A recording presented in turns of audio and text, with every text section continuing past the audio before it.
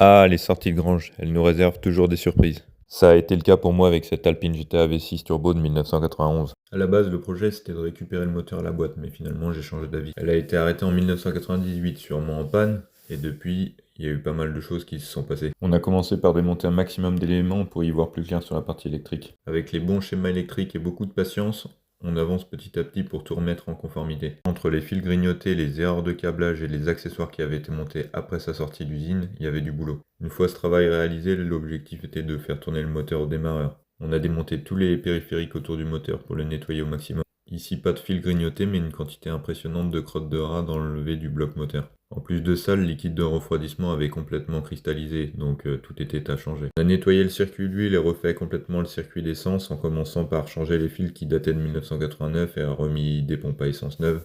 Après ça, le moteur était prêt pour tourner au démarreur et prendre les compressions. Les résultats étaient très encourageants. On avait entre 10 et 11 bars sur chaque cylindre. À ce stade, impossible de démarrer car tous les injecteurs étaient grippés, donc on les a nettoyés et on les a remis à neuf. Et après avoir remonté tous les périphériques sur le moteur, il était temps de tourner la clé.